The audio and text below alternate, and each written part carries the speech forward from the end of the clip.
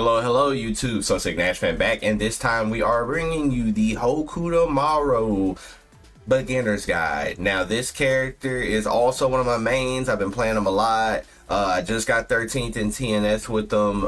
Super fun character with a lot of options. And hey, let's break this thing down. So he is a ninja, so you already know ninja characters generally have the hit and run play style. He has a lot of movement options. He has a double jump. He actually can even stall his jump if you faint in the air, which I learned a little late in the game, but I'm here to show y'all that he can actually stall his jump, which is pretty cool. So you could do a lot of like tricky things and come down late and throw off your opponent's anti-air timing. So it's actually pretty hard to anti-air Hokutomaru because of the stall. He also has aerial shurikens that he can throw, and he can even stall into throwing shurikens, so you can even delay your timing even further. So you're going to be jumping around the screen a lot, just throwing off your opponent's timing, where your opponent never knows the angle they need to come to try to hit you at. And when you like throw the shurikens at these angles, it's going to be very hard for your opponent to hit you at all. On top of, you do have a teleport, so like let's say your opponent was gonna move forward to try to like, you know, get over some of your shurikens or get in, you do have the teleport out of the sky where you could just hit them from any angle. So this character is scary everywhere on the screen. On top of, you can, like I said, you can play pretty lame with the character. You can kind of run away, throw some shurikens, throw a couple, and see how your opponent reacts. If they try to jump, you can just teleport out of the sky if they try to jump over your shurikens, or you could play in a range where you could just air throw them, because he does come with an air throw as well.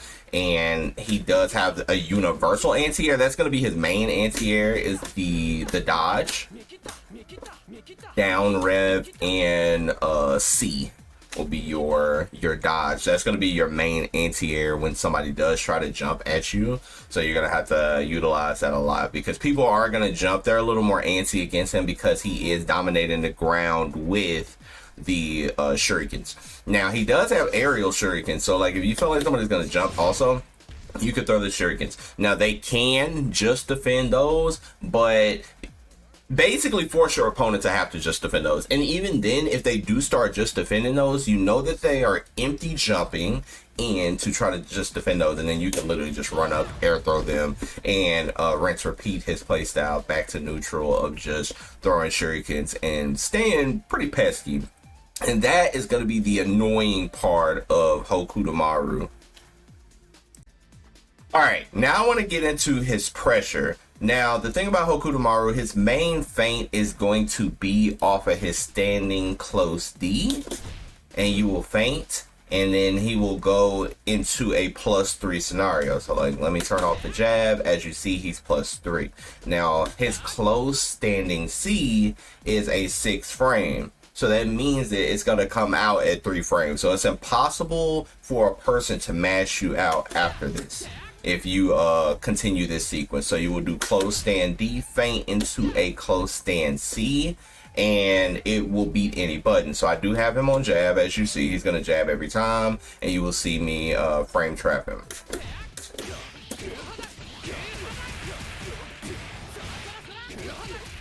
And as you see, I easily frame trapped him. Kain does have a crouching A that is 5, but this will also frame trap somebody like Hotaru or a Hokutomaru that has a 4 frame crouching jab as well.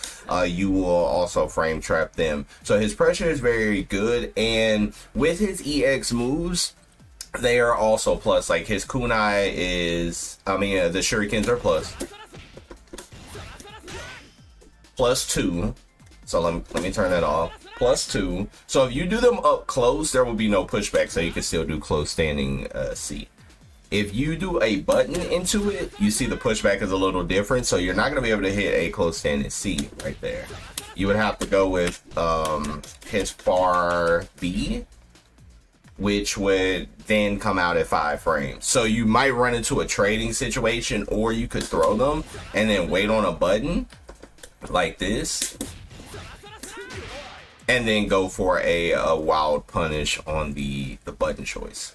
So I would say his feint is definitely on the upper end of good feints in this game because he does stay pretty close to you, and the combo you get after. Now Hokutomaru's damage output isn't like insane or anything. It's pretty, I would say it's around average, especially when he gets like a hit. He's definitely not one of the harder hitting characters in the game. However, he does do a good amount of damage.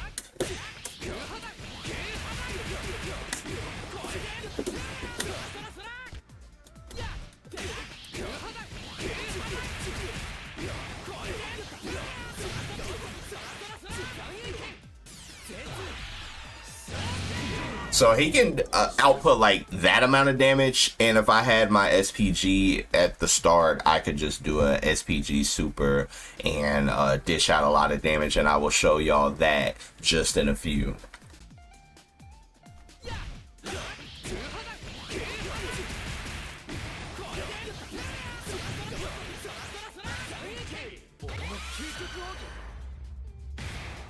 And that is one of the main routes I've been using with the late shuriken hitting, and you get a pretty good extension off of that. So 567, that did a lot of damage actually. Like once he cashes out all of his bar, he actually does a pretty good amount of damage. So I really want to get into the main button that you are going to be pressing to whiff punish your opponent. If you see your opponent whiffing right in front of you, is going to be crouching C. This is by far his best button. Now you can use standing C. I do use standing C from time to time, but nothing compares to this button right here. And you could just automatically go into a break if you're unsure, because this does frame trap. So if a person does press a crouching A, it will frame trap them and launch them into a combo. But this is going to be your main poke of offense, because if you were unsure, you could always just do it and shoot shurikens just to be on the plus side if you wanted to, or you could just buffer elbow into shurikens or whatever and then see the hit and then confirm into a combo as well. So that's going to be the primary, because he's not really a like whiff punishment style character, but because he is hit and run, he can bait you into situations where you do whiff and then he gets the wild punish on your whiff. So I'll show you like a basic situation of like a Cayenne maybe whipping his crouching C, and then you get that wild punish right there. And once you get the wild punish, you could just go into something basic. Just like that. Easy combo. So because this character does have this threat, a lot of people will start to try to jump at you. And if they do start trying to jump at you, you need to do the universal anti-air. Universal anti-air is definitely going to get you out of the way for people jumping at you, because other than that, he's going to have air throw.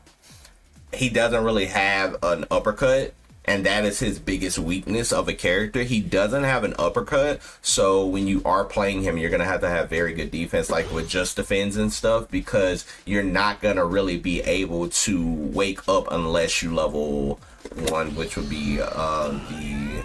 looks like a Kamehameha, kind of. But unless you do the ball super, you're not going to be able to really wake up, because this super right here is not invulnerable. So you're going to have to really play around with your defense, where you're just defending and kind of just running away. When you feel like you're in danger, run away, get some space, and then when you do want to go in, you know, get tricky with some like jumping options and delay your jumps and really just trick your opponent into thinking that it's their turn and it's not their turn. That's basically how you want to play this character and approach all of his neutral. So I already talked about one of his EX moves, which was the EX Shurikens being plus, but there are 2 more important EX moves that I want to talk about. Now, with Hokutomaru, throwing is going to be a very strong option. I'll show you this. And he gets this setup right here guaranteed. That is a plus 14 situation right there. Your opponent would have to do some type of maybe wake up super or a just defend to try to even get out of this. And the shuriken can still it can stuff some supers, but not all, especially depending on how much invo frames. But super aside, this is going to be your main option off the throw, because you get a plus 14 situation and you can still hit them with a crouching C and go into a full route, especially if that shuriken hits them.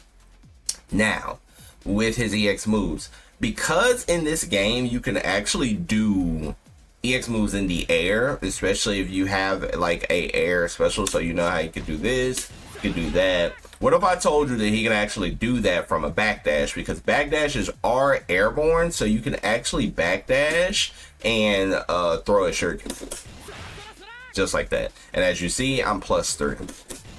So that can also be used as a pretty good shimmy. If you feel like your opponent is going to try to tech throw, you can run at them and then last second backdash into a shuriken. So I'll show you this. You see that? And I'm plus 9 on the wild punish, so I can just easily go into a crouching seer.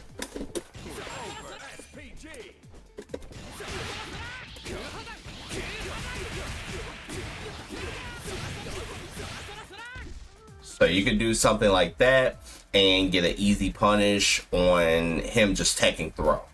But there's another EX move that I want to show y'all that's super important, and I think that's overlooked right now that not too many Hokutomarus are doing. And it's gonna be the DP kicks. So he has this move. Now this move is good because it's airborne, but the EX version is actually plus on block. Plus 2 on block, and it leaves him not only in throw range, but it also leaves him close enough for a close stand C.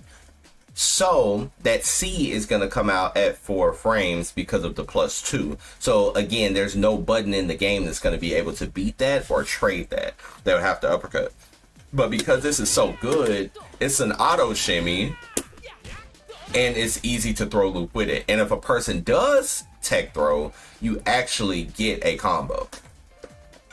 So I'm going to make him throw again, and as you see, I'm going to get a combo. This character is really dangerous up close, and it's hard to defend all of his options with the jumping, with the stalling, with the delayed shuriken, with the delayed fall, the shimmy off of the shuriken, this shimmy, this plus 2. It's literally every time he gets near you, you're 1000% guessing, and that's pretty problematic in this game. And definitely he's on the list of one of my top tier characters. I definitely think he's one of the strongest characters in the game at the current moment, and there's not a lot of people playing him, but it's enough. There were a couple in the TNS top 8, so I think people are getting hip to how strong the character is. But he just has a lot of options, but the most important, he's a lot of fun. I would say the learning curve on Hokutomaru is not too steep.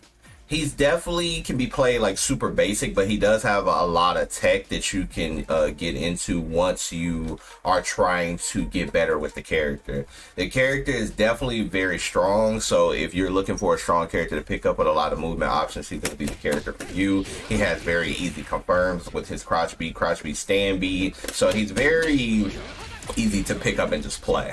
Especially with the feints that I showed you, he has a lot of options.